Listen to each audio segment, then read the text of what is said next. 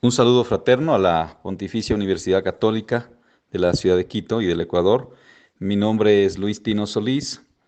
Soy pastor ordenado por la Iglesia Evangélica Alianza Cristiana y Misionera en el Ecuador, alrededor de 26 años. Estoy sirviendo en la comunidad que queda en la 10 de agosto y República, aquí en la ciudad de Quito, la Iglesia Alianza de la República, así es como se la conoce.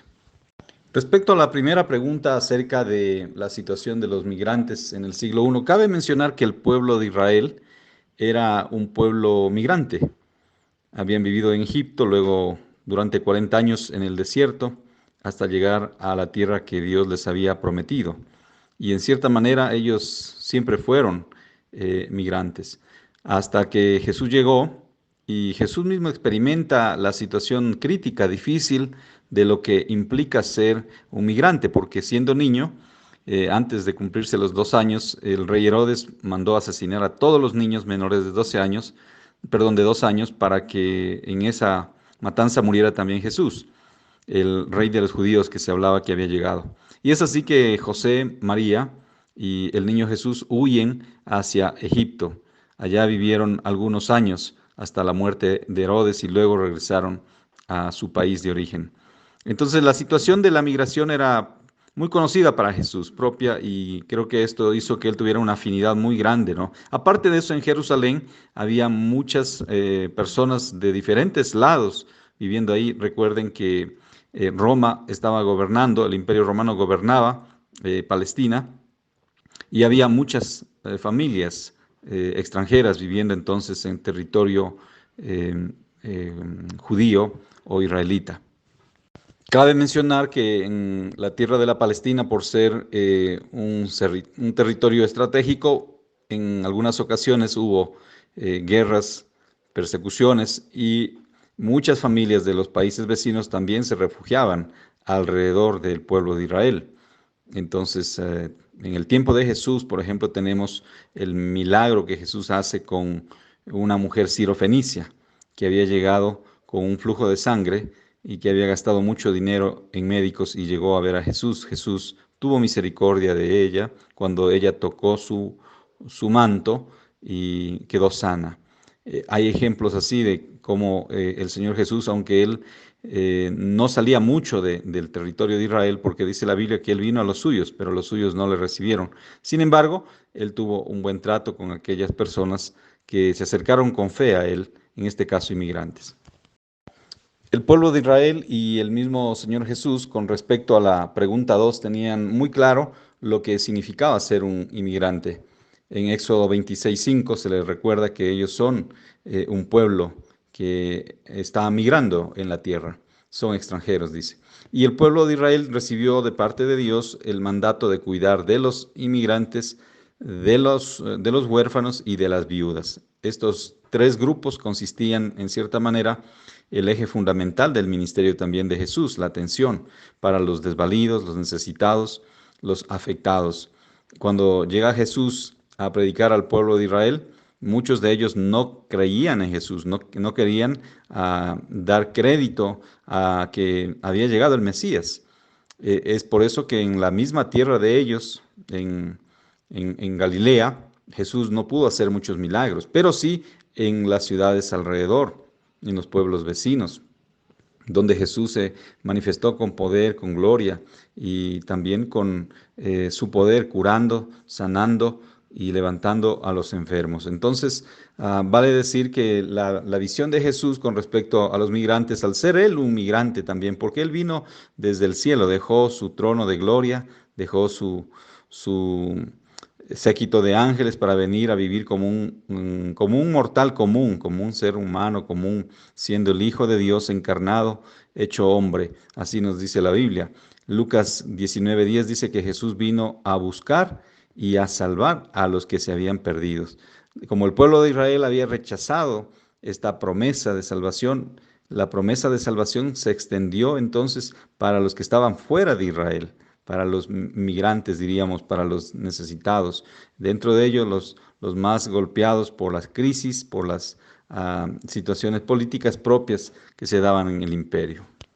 Con respecto a la pregunta 2, es interesante notar que, por ejemplo, fueron los magos, los estudiosos de, del tiempo, los que vieron la estrella de Belén y llegaron a adorar a Jesús. Había una gran alegría en ellos, un gran júbilo de saber que la estrella que estaban siguiendo por años había hecho su estancia, diríamos, en Belén de Judá.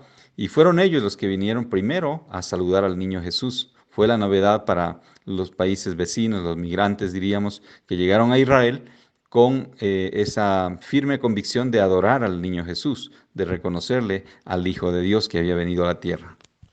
Con respecto a la última pregunta que se plantea, quiero decirles que ha sido un tiempo muy difícil para el país del Ecuador al tener que recibir a gran cantidad de migrantes, alrededor de 500.000 de inmigrantes en este último tiempo, sobre todo de Venezuela, porque anteriormente habíamos tenido la migración de nuestros vecinos como Colombia, Perú, que en algún momento se dio también con fuerza, pero hoy estamos experimentando sobre todo el abordaje, la llegada quizá de grandes grupos del pueblo venezolano, ¿no?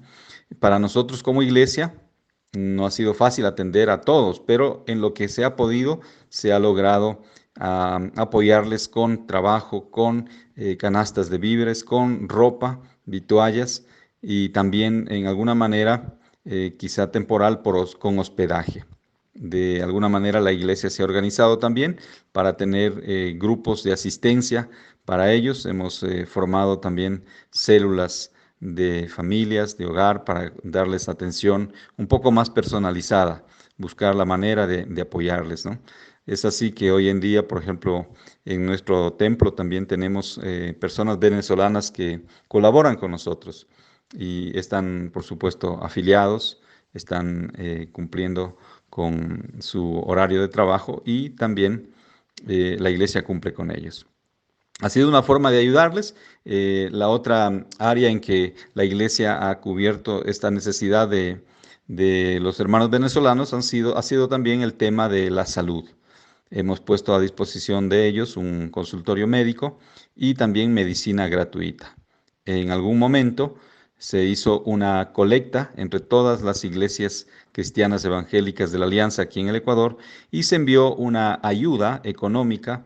Alrededor de $25.000 se recogió entre todas las iglesias del país, se envió a la Confraternidad Evangélica de Venezuela para poder ayudar y sostener a las iglesias en Venezuela. Dentro de ello, pues ha crecido la relación con la Iglesia Alianza y con la Iglesia Cristiana allá en Venezuela, con el fin de poder trabajar juntos y de buscar apoyarnos el uno al otro, como Dios lo manda en este tiempo de crisis.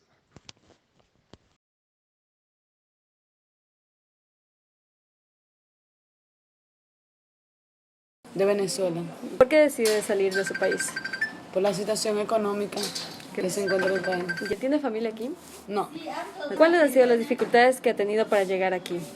muchas, nos tuvimos que venir caminando, nos echamos de Venezuela para acá, en Colombia nos echamos 7 días y de Colombia para acá 21 días caminando, casi un mes. ¿Cómo se ha sentido recibida por las personas de aquí, de Ecuador?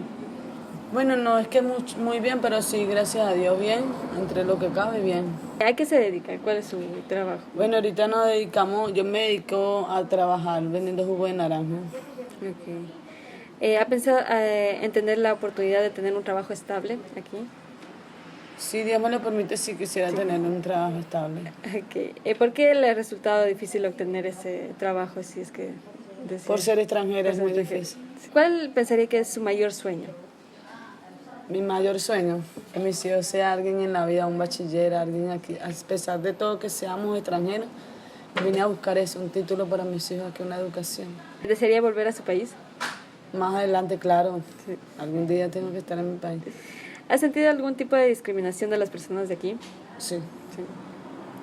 Por ejemplo, por ser venezolano, hay personas que, no todos los ecuatorianos, porque sí hay ecuatorianos, excelentes personas, amables, pero hay ecuatorianos que nos señalan, nos discriminan, que somos unos venezolanos lambucios, que nos vayamos de su país. Muchas cosas pero bueno, nosotros no somos, por eso trabajamos y le damos a entender a la gente que nosotros no somos como los demás venezolanos, que sí somos trabajadores y luchadores por nuestros hijos. ¿Cuál considera que puede ser su mayor miedo? Mis hijos, que algo le pase a mis hijos, ese es el más miedo que las madres pueden tener. ¿Y cuál, bueno, aparte de sus sueños, su motivación día a día para seguir trabajando, para seguir adelante haciendo este trabajo que realizan? Mis hijos, siempre la motivación de seguir luchando por ellos, tenerle un hogar, un techito donde dormir.